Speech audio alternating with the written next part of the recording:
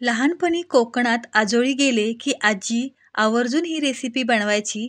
खूप आठवणी आहेत या रेसिपीसोबत, म्हणूनच तुमच्याबरोबर शेअर करते आमरस आणि तांदळाची शिरवाळे. इतकी मस्त आणि पारंपरिक रेसिपी आहे. मस्तपैकी तांदळाच्या शेवया डिशमध्ये घ्यायच्या, वरून आमरस वाढून घ्यायचा आणि डिश हातामध्ये घ्यायची आणि मस्तपैकी ताव मारायचा.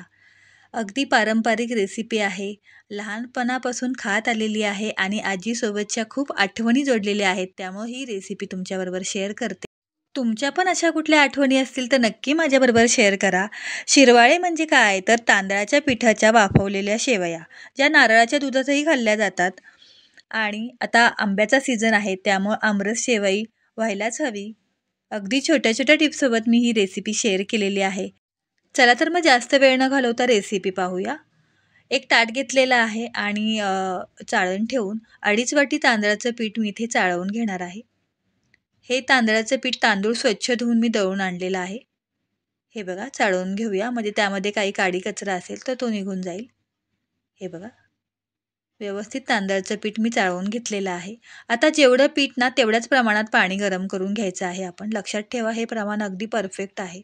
जेवढं तांदळाचं पीठ तेवढंच पाणी कडकडीत गरम करून घेतलेलं आहे आणि ते थोडं थोडं करून मिक्स करून घ्यायचं आहे.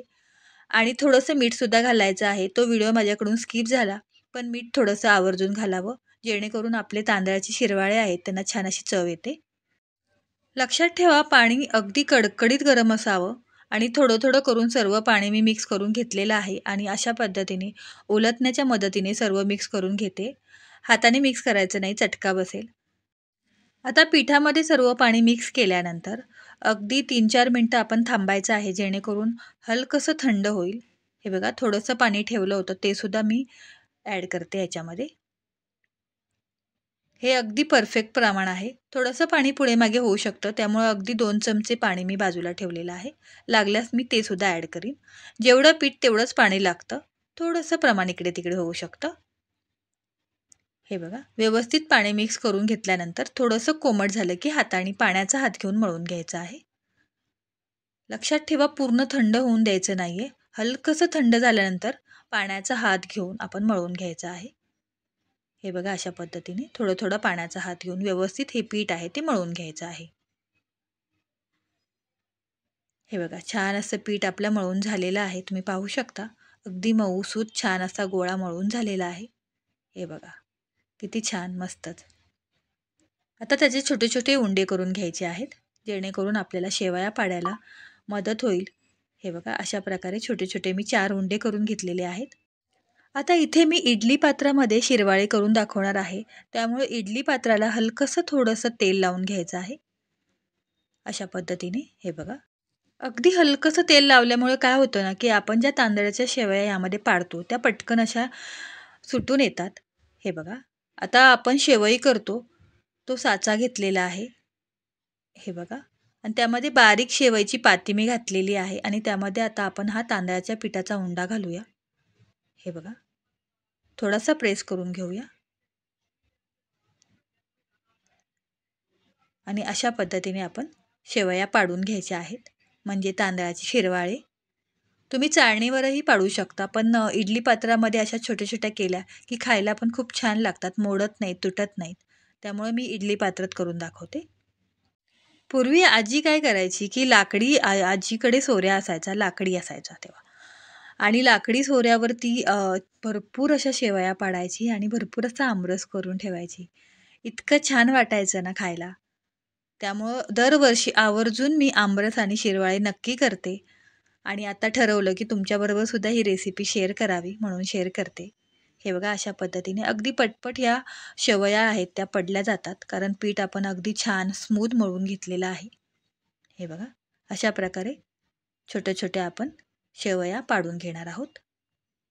हे बघा, कुरडई करतो ना त्या प्रकारे आपण पाडून घ्यायची आहे. चाळणीमध्ये तुम्ही पाडू शकता, पण मग चाळणीमध्ये काय होतं की एकमेकांना चिटकल्या जातात, किंवा मोठी शेवई जर आपण पाडली तर ती मोडून आपल्याला खावी लागते. त्यामुळे अशा पद्धतीने मी करते.